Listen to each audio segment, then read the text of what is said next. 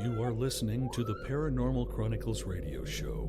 Here is your host, paranormal researcher and author of the best-selling A Most Haunted House, Gavin Lee Davis. Welcome. My name is G.L Davies, founder of theparanormalchronicles.com and author of the best-selling Haunted Horror of Haverfordwest. Thank you for joining us on our ongoing journey to delve into the paranormal, the spiritual and the unknown. We are broadcasting from beautiful Pembrokeshire, West Wales, and we hope our global audience is ready for another incredible show. Our series is brought to you by sixth-books.com. Sixth-Books opens up a world of the supernatural, spiritual and ancient mysteries. Head over to Sixth-Books and get reading books that will change your life forever. So visit sixth-books.com. Make sure you press follow so you never miss a show. This series prides itself on the quality of amazing guests from around the world, many who debut on this very show. Enjoy and download our archives featuring incredible shows on Bigfoot, UFOs, hauntings, ancient mysteries and spirituality. Also follow us each month. We give away a book. June's winner will be announced at the end of the show. Remember, everyone who follows will be put into a prize draw for an Amazon voucher in September. So press follow. It's as easy as that. Go on, press it now. If you have an experience or theory to share, then search for the Paranormal Chronicles on Facebook and Instagram. Tweet at Parachron or email paranormalchronicles@aol.com. On tonight's show, what are the dead really trying to tell us? Professional spiritual medium and best-selling author of I'm Still With You, Carole J. Obley, has communicated with souls who cross into the spirit world through thousands of private and group sessions. Tonight, she reveals her interactions with the spirit world, how she deals with undesirable spirits, an experience with ectoplasm, and some very beautiful and strange encounters, and so much more. This is an incredible interview from one of the #1 professional spiritual mediums on the planet. On with the show.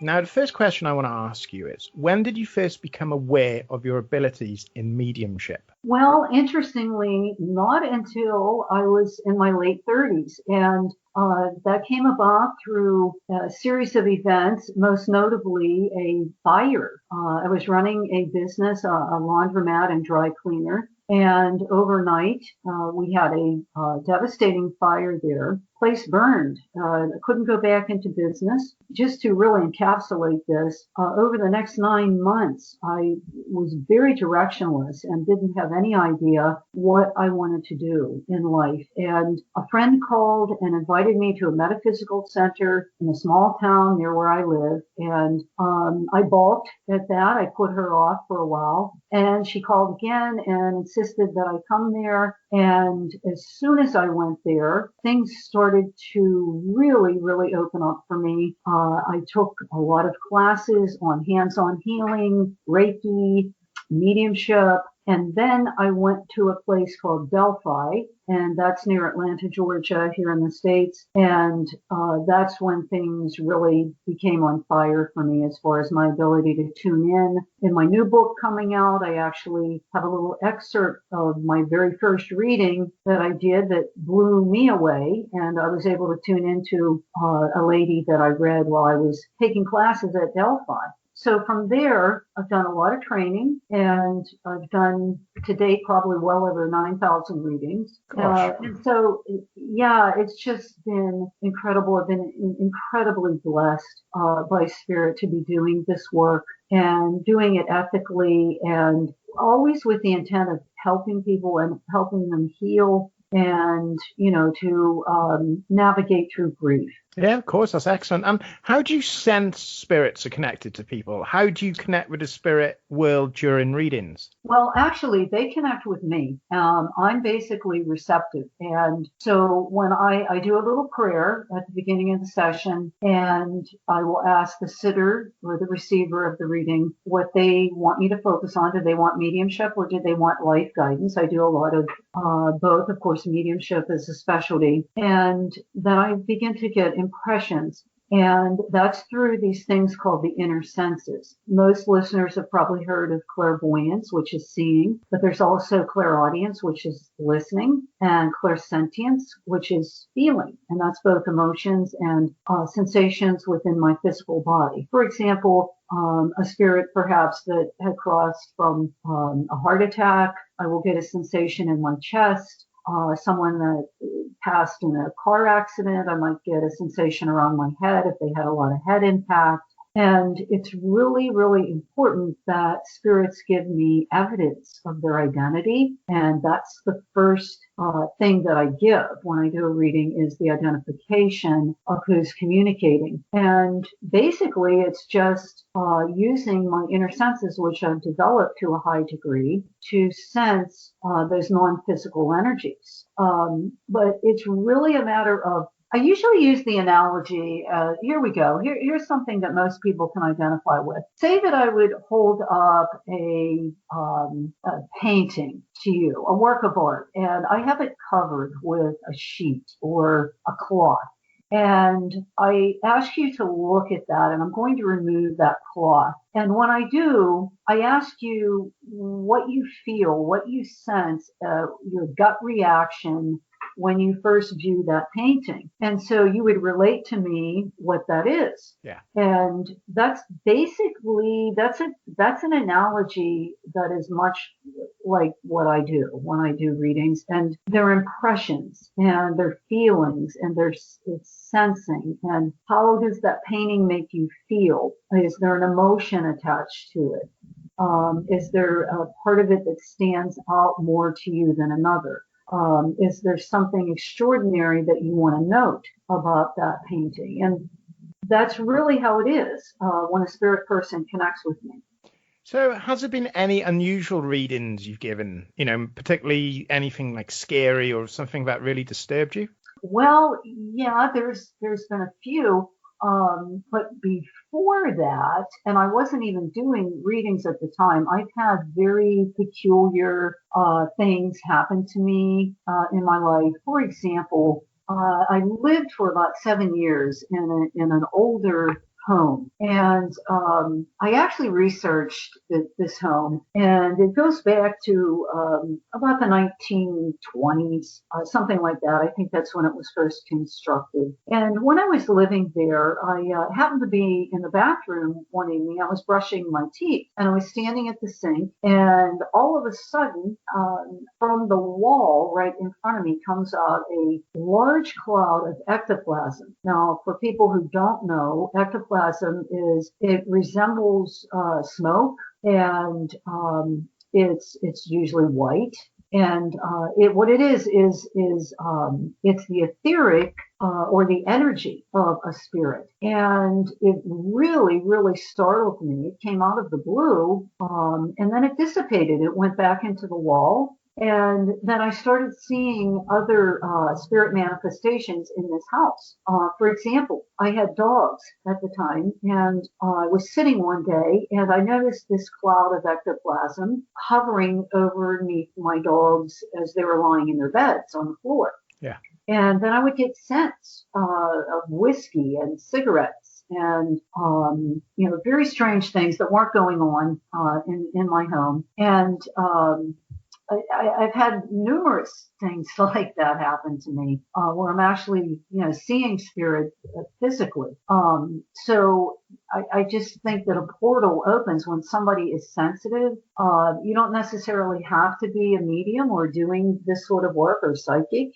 But people who go into that portal or around that portal can actually see these things, and they will get, it's called clairgoustience, by the way, and that's smelling or tasting through the spiritual senses. And for example, say that somebody was an alcoholic that I'm connecting with or connecting with me in a reading. Sometimes I will actually get the taste of alcohol in my mouth. Yeah. From that spirit. And there's been incredible phenomena that's happened. I recall one reading that I was doing, a family came, and they had lost, it was a mom and a dad and a daughter, and they had lost their son through a car crash. and he died very quickly. He was 22 years old. And before they came, I was burning incense, and I didn't want to overwhelm anybody coming into the session, so I extinguished this incense and I checked it with my fingers to make sure it still wasn't burning and everything was cool. It wasn't hot.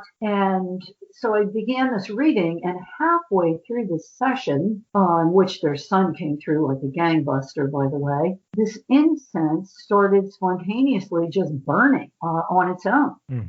And the family said to me, it was behind me, it was on a desk behind me, and they started pointing, they said, there's something burning back there. And I turned around and this incense had ignited on its own. And there's just been lights flashing, tape recorders going off, tape recorders not recording the session, all sorts of interesting kind of spooky sorts of things that have happened when I've been doing readings. What do those in spirit want us to know about life after death? Well, the number one thing, and I've written in all 4 of my books, is that they want us to know that they go on. They go on after they drop their physical body, or they left their physical body behind. They want loved ones to know that they're at peace and that there is an afterlife. And in my new book, Wisdom from the Spirit World, that'll be out in 2020, early next year, I write about lessons, and there's 10 lessons that the spirit world has communicated. That is number one. And it is that there is indeed an afterlife, and it's as real and palpable as this physical world that you and I are in currently. I would say that's probably the primary overriding message, but there's also many other personal messages. Many times they want to come through and communicate to sitters to not worry about things, to be at peace with family disputes that are going on, to engage in forgiveness whenever possible, to value life, to love people, to forgive people, to honor people. They speak from this elevated perspective, and it's not from the ego and not from the personality. And that's the value of communicating with the other side, is really to give a much higher perspective than is possible through communicating with one's personality or ego. We will be right back after these important messages.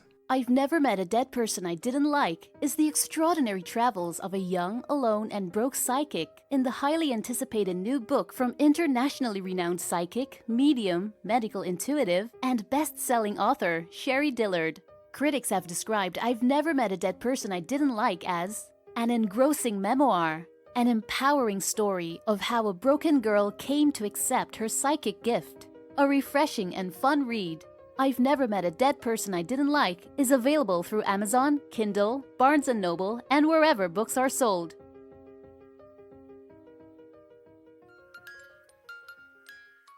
How far would you go to protect the children in your care? Nyla's Babies is the terrifying, chilling book from Jack Simonson, in which a young nanny battles an ancient demon for the souls of the twin babies in her care. Critics have heralded Nyla's Babies as an impressive and vivid imagined story, compelling and devilishly spooky, shocking and haunting. Nyla's Babies is available on Amazon, Kindle, or wherever books are sold. Visit cosmicegg-books.com for more on Nyla's Babies. Sixth Books will take you to other worlds, haunt you, open your mind, and push you far beyond the veil of the unknown. Sixth Books is a leading publisher of books on the body, mind, and spirit, the paranormal, consciousness, ancient wisdom, and the afterlife. Explore today, learn today, open your mind today, read today. Visit sixth-books.com today. The world as you know it is about to change. Do you wish for more paranormal and spiritual content? The Paranormal Chronicles magazine is a free digital magazine crammed with the very best in paranormal and spiritual articles and features. No sign up, no subscription, just free reading and knowledge for you. Read today at www.theparanormalchronicles.com/magazine. The international chart-topping Haunted Horror of Haverfordwest has been described as terrifyingly real, a must-read, shocking and chilling brilliance, genuinely worrying, utterly frightening. Don't read before bed. Described as one of the spookiest writers out there, best-selling author G.L. Davies presents Haunted Horror of Haverfordwest, the true paranormal account that is shocking the world. Dare you enter? Dare you read? Haunted Horror of Haverfordwest is available on Amazon, Barnes & Noble, Kindle, and wherever books are sold. Pray you never have to live there. So are you constantly seeing spirits? If so, how do you shut that down? Is it distracting? Does it affect your everyday life? Yeah, that's a great question. And I'm so glad you asked that because I get asked that so much. And probably that's the second most frequent question. The first being, how did you know you had this ability? So that's the second most frequently asked question. And no, the answer to it is in a short form, no. I would be very overwhelmed if that was constantly happening. So what I do is really disconnect when I'm finished with the reading. And if I don't do that, my spirit guides, those souls who help me, that are helping me on my pathway here on earth, they will gently remind me that I need to disconnect and I need to ground myself. So, here in America, we've had some shows on television, and one of them, The Long Island Medium, where she's out having dinner, she's out in a grocery store, she's going through a drive-through at a fast food place, and, she's seeing somebody's loved one that's crossed over. And what people don't understand is that that's all planned, that's all set up. Not in any way saying she's not legitimate.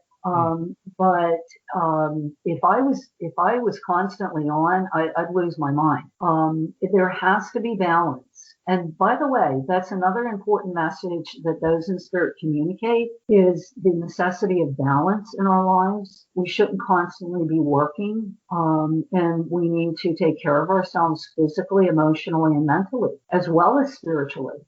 So it's important to me, to spend time in nature, to connect with my family, to rest, to eat well. All of those things are very, very important. And really a good medium and a legitimate medium should not be on all the time. I fully agree with that. And from my own personal experience, I had, which I'll talk to you probably after the show, I had a spirit release session very recently because I was suffering something terribly. I'm not gifted like you and some of the other people I speak to. And since the session, what I've done is that I've grounded myself, found time to relax. I love my work. My work is speaking with people like you and working with authors like you and writing my own stuff. But that's right. You have to find a balance of spending time in nature with the people you love, the people who give you joy, with animals, and just finding that balance. And since I've had the spirit release and since I've adopted that lifestyle, oh my gosh, what a huge difference it makes. So that advice you've just given, that's great advice to anybody out there. You've connected with undesirable spirits. How did that come about? There's one example of that it taught me a lot, actually. I was doing a group. In my work, I do a lot of group mediumship, sometimes small, sometimes larger. And in this particular group I was doing, this was, I don't know, maybe about a decade ago. I've been doing this work for about 25 years. So I was doing this group and there was a lady there. There was about 20 people. I connected with her and I saw an older man come through and he told me that he was a father energy for her. And when I saw him through clairvoyance, he had a belt. He was holding a belt in his hand. And I got a kind of a negative feeling around this man. And I'm always working with discretion, and I didn't want to give disturbing information to this particular sitter, when there's a lot of other people around. So I told her to see me after the program. And she did. And he was still there, and I connected with him, and I said, he's coming to say he's sorry for the abuse. And the woman just looked at me. She really didn't react to that, but I knew she knew what that was about. And I said, this was your father. He was abusive to you, wasn't he? And she said, well, yeah, I've done some work on that. I've gone to psychotherapy. I've done some work on it. And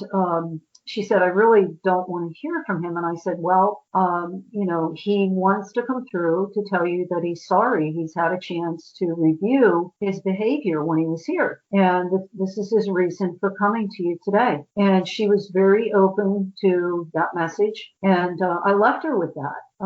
There's been others too, where there's been people who absolutely, have not been the highest and best relationships with the sitters. And one of them was a mother that came through for somebody I was doing a phone reading. I do a lot of phone readings. I do a lot of Skype readings. And this woman's mother came in, and the woman said, I don't want to hear from her. She was very adamant. To me as the medium, I don't want to hear from her. I hate her, all of this. And I said, well, she's coming today.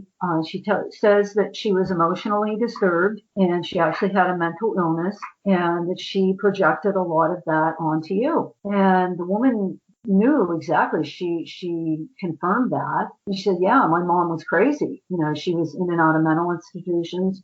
And she used to beat me. She used to, she was very vicious to me, and she rejected me. But I have to trust that there was some sort of a healing that happened, for that sitter, by just hearing that mom had, done some healing on herself on the other side, and was very regretful of what had happened in that relationship. So it's not all a bed of roses communicating with the spirit world. There's some tough messages that have to be delivered. But I don't censor or filter the readings, because then I'm not being authentic. I'm not doing my job. And my job is basically to be a conduit, and the way that the person receives the message is up to them. I imagine you've probably had to say some things that are certainly out of your character to convey that message across. I could imagine that you've probably had to say some berserk things to people. Yeah. It's, I've come a long way with that. When I first started, I was very hesitant, and my spirit guides knew that.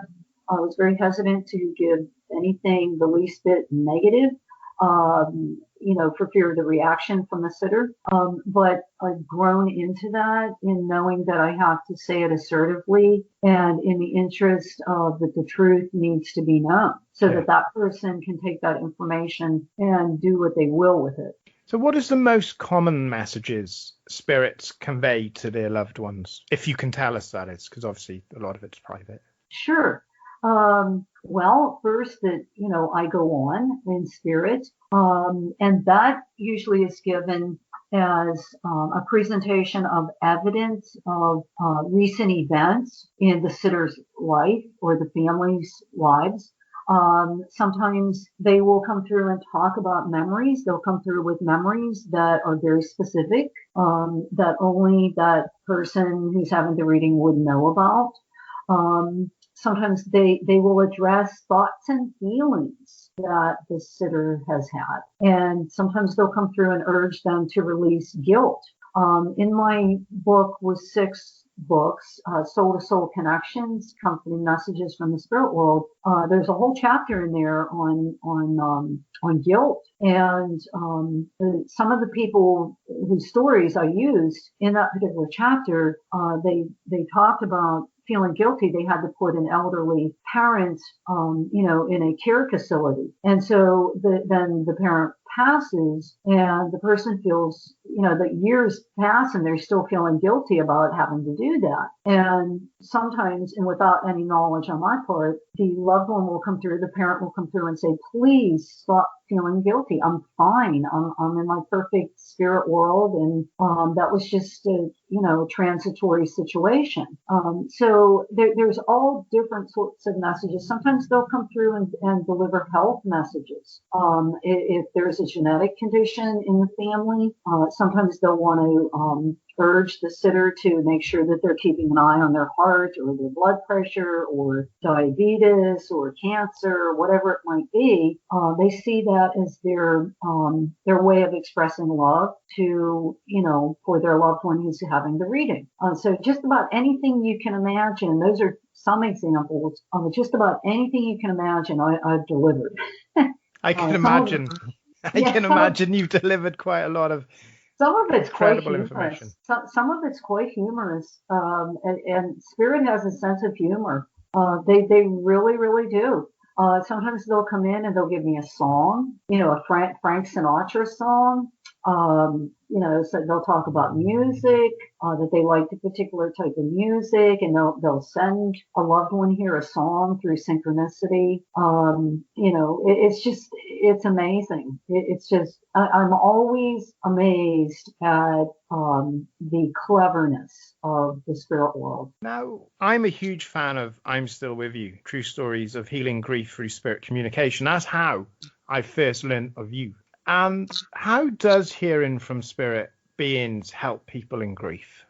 Well, the number one thing that it does is it lets that person know that the information that's being communicated through my conduit, in most cases, a complete stranger, although I have a lot of repeat readings, which are, by the way, more difficult for me because I have conscious knowledge, and the less that I know consciously about anybody, and I never ask questions beforehand before I do reading, the better, because I can go from a clean slate, so to speak. But it really helps people to understand that the separation that we perceive when someone passes, whether it's a human being or a pet, because there are many readings I've done in which pets come through too, that separation is really an illusion. And we can't touch that person anymore. We can't hug them. We can't call them on a telephone. That's gone. And we absolutely need to grieve for that. But what we can have is a spiritual connection with them through the bond of love, which is eternal and it's indestructible by death. So out of everything, I think that's the number one, comforting message that people take away from the sessions. Now, what is your favorite reading in I'm Still With You, True Stories of Healing Grief Through Spirit Communication? Oh, wow. Great question. Oh boy, that book is so close to my heart. You have no idea. It's a fantastic book. Seriously, it's absolutely I superb. have to share this real quickly. When I was writing it, I was operating on blind faith. I did not even know that I would get a publisher to pick it up. It's actually my second book. My first book, Embracing the Ties That Bind, Connecting with Spirit, that was self-published. I didn't even try to get a publisher. So I just wanted to get the hang of writing a book and get used to what, sitting at my computer and with that sort of dedication, as I know that you know about how much dedication it takes. So I was writing it and I didn't even know if I was going to find a publisher. And it took a year to find originally O-Books. And so anyway, the stories in it all of them are very close to my heart. I would probably answer your question by saying that some of the stories in the chapter called Forever Young, and that chapter is dedicated to people who have lost children, and their varying ages that the children passed. There's one that's very memorable, and it's about a young man who died from a heroin overdose. And his parents, who came to see me, and his sibling, they did not even know that this young man was using drugs. They did not even realize that. And he died instantly. He had a very potent injection of, that drug. And so there was very compelling evidence given by him in spirit through my conduit. And the remarkable part about it, Gavin, is this, and it's what was done with that tragedy. His father went on to speak, and he went to the school board in their community and said, look, we can't turn a blind eye anymore to our kids getting involved with drugs. Our family didn't even know that our son was using drugs, and this needs to be addressed in the school system. And so from something very tragic, this family took that and used it as an opportunity to help and prevent others' deaths. So that's one of them. And gee, there's just so many. Another one that comes to mind is it's called Dimes from Heaven. And you've heard of Pennies from Heaven. This Yes. one I titled Dimes from Heaven because a beautiful lady came to see me, very close to her mom who died. And the mom would send her dimes. She would find these dimes in very peculiar, unexpected ways and places. And so that came through in the reading that I did for her. And it was just a beautiful reading. And it brought her a lot of peace because she was having a difficult time with her mother's death. They had been very, very close in life. So those are two that stand out to me right now. That's absolutely wonderful. And what have you personally learned from being a medium? How has it changed your life? Oh my gosh, your questions are so they're just fantastic. Your questions, but you're a great interviewer on your own. So my life has been just completely transformed through doing this work. And I'm still with you. I wrote about my life before when I was younger, as a young adult. I was addicted to alcohol and drugs. I'm not ashamed at all to say that. I went through 12-step, and I have not drank in over 35 years at this point. Probably not going to in this lifetime anymore. But I was really out of control, and I was very self-centered. And I was absolutely horrible to people, and had a lot of painful relationships. When I began mediumistic work, Spirit had their hands full working with me, and I'm so grateful that they never gave up on me.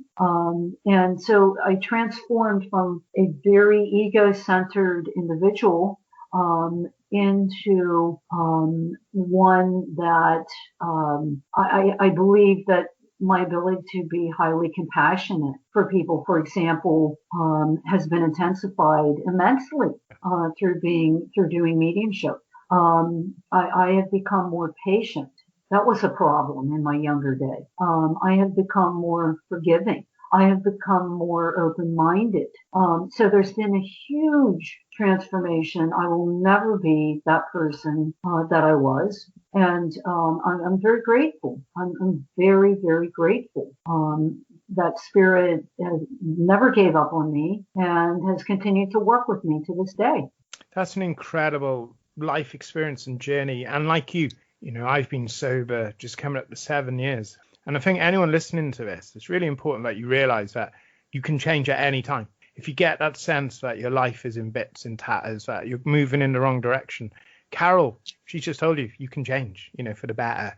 And whether or not people believe or not, you might be getting a lot of help from unseen forces that care and love for you as well. So it's really positive and a beautiful story there. Now, will you be writing any more books about mediumship? Because I loved I'm Still With You. So I am hoping there will be a lot more. Yeah, well, the new book, I mentioned it, referred to it briefly before.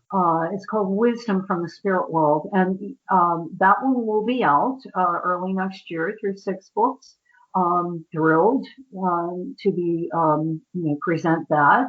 And it's kind of a compilation of what I've learned through talking to the spirit people and my own spirit guides, because there's some wisdom in there from them as well. But yeah, absolutely, yes. It's funny that you say that because you, as an author, how much work is involved in writing, and yeah. You're at the computer every day. I mean, that's how I am anyway, and you got to keep that continuity going. So that you don't lose focus on the stream that's coming through. So it was funny because when I finished this 4th book, Wisdom from the Spirit World, I had this incredible sense that I thought, I want to start another one. And I didn't even have any idea what it would be about because I'm thinking, boy, I've said a lot about mediumship already, and I'm kind of burnt out on mediumship at this point as far as writing about it.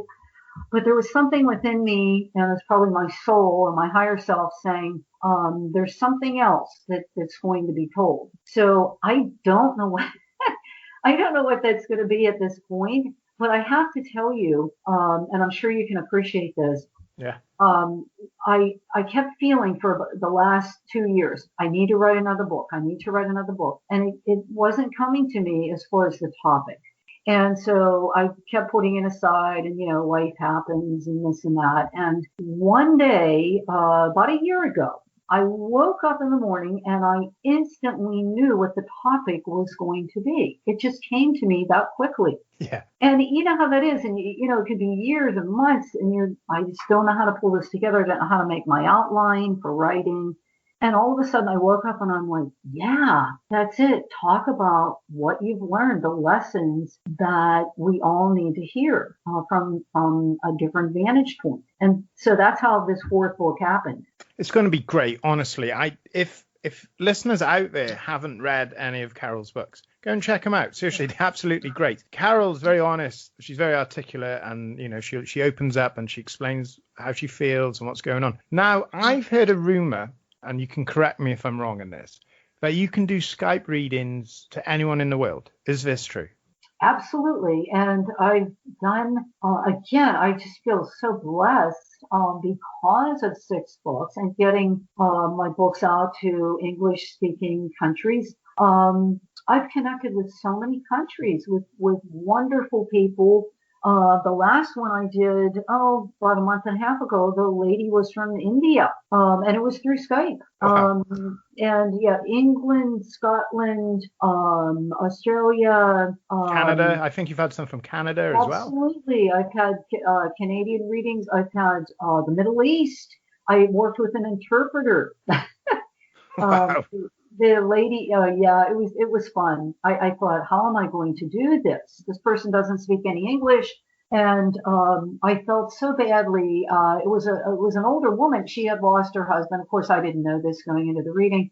Her son, this was from Iraq, believe it or not. Her son spoke perfect English, and he was very kind and very gentlemanly. And he interpreted.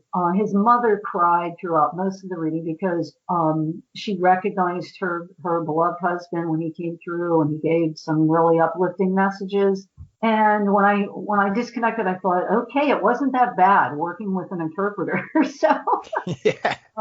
you kind of have to pause, after you give the message, and then, for the interpretation to happen. But we did it. So yes, I connect through Skype, through the telephone. I enjoy connecting that way without any visuals and without, the person in front of me, because I only have clairvoyance, clairaudience, clairsentience to go on, and it becomes very pure that way. So that's why I enjoy just connecting. I'm very clairaudient, so meaning I hear spirit very clearly, and that's why I like to do radio read. I've done a lot of radio readings, giving readings to people on air, live callers. So it's a lot of fun. I mean, you never know what's coming at you when you're doing live radio. You just don't know. So anybody listening to this, we get thousands of listeners, thousands of downloads. I've gone through the stats. We've got a lot of Americans, a lot of British, Australians, Canadians, people from Ireland, all over Europe, all over the world. Get in touch with Carole. If you want to read in, get in touch with her. How would they contact you, Carole? Through my website, and that is www.soulvisions, soul plus visions, and that's plural, .net, soulvisions.net. And my contact information is on my website. But just to confirm, that's www.soulvisions.net. That's correct. And also I have a Facebook page, and that is facebook.com/soul medium. And that's all one word there at the end, soul medium. That's my Facebook page. I'll put links up in the episode and give it a mention at the end as well. Carole, you have been absolutely fantastic. What an amazing lady. I'm so excited for Wisdom of the Spirit World, which should be out with 6 books next year. Anybody listening now, head over to www.soulvisions.net, get in touch with Carole, and see if you can arrange a Skype interview. And remember, you don't have to appear on Skype. You know, as Carole said, she's clairaudient, so, you know, you can sit there naked. She doesn't mind. She's just interested in the spirit side of that, okay? If you haven't read I'm Still With You, True Stories of Healing Grief Through Spirit Communication, do me a favor, give it a read. You will love it. It's absolutely superbly written. Now, Carole, before we go, do you have anything you would like to leave our listeners with? Yeah, really to enjoy life. And, you know, if there's one thing I've learned, and I didn't mention this earlier, but I think it's good to say it now. Time and again, I've heard from people in spirit to release anxiety and worry. And, you know, 99% of the time, what we worry about does not even happen, but we consume ourselves with anxiety and worry about things in life that really, in the end, don't matter. Because what we take with us upon passing into the next world are 2 things, love and service. And that's all we take. So all of the fretting, all of the worrying is just consuming our time and wasting time. So it's very good to be grateful. Gratitude is huge, and to really enjoy life and be in the moment. Carole, you are such a beautiful and wonderful woman in every single conceivable way. Thank you so much for your time tonight. You're an absolute star. Thank you so much for having me. It's really been my pleasure.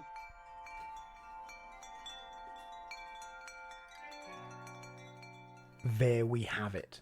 An incredible interview from an incredible woman. After the interview, Carole gave me a reading, and I must say it brought me to Goosebump City and made me very emotional. Carole spoke about things that were very private to me, that made a lot of sense. I would certainly visit her website, www.soulvisions.net, and ask about a reading. Trust me, it has blown my mind. For more info on Carole's amazing work, her readings, more in her book, I'm Still With You, and her new upcoming book, Wisdom of the Spirit World, visit www.soulvisions.net. She is a remarkable lady. I'm Still With You is available from wherever books are sold. Make it part of your essential reading. I'm Still With You connected with me in such a wonderful way. Thank you so much, Carole. Carole has also written an article for the free for all digital magazine, that is, the Paranormal Chronicles magazine. Hundreds of pages on the paranormal, cryptid, spirituality, ghosts, UFOs, and so much more. It's free, no sign up, no subscription, no details needed. Just free knowledge for you from some of the best minds on the planet. Visit www.theparanormalchronicles.com/magazine. That is www.theparanormalchronicles.com/magazine. We have a copy of Raising Faith, the true story of raising a child psychic medium, to give away to one of our lucky followers. Remember, every month one of our followers wins a book. Plus, in August of 2019, we are giving away a book plus a £25 or $1 Amazon voucher just for following. How cool is that? A great series, and you can win cool stuff just for following the series. So the winner of the Raising Faith book by the #1 best-selling Claire Waters, who was a guest in episode 1, is Shadow Wolf PI. That's Shadow Wolf PI. Congratulations, Shadow Wolf PI. Contact us so we can send you your book. More prizes next month, and in September we'll be announcing the Amazon voucher giveaway. So give us a follow. Download the entire series for some of the best knowledge you can find, and please share the series to your friends. Let me leave you with this. It's a quote featured in the introduction of I'm Still With You. The flower says, well, I must endure the presence of caterpillars if I wish to become acquainted with the butterflies. That's a beautiful message. Thanks for listening. Sleep well.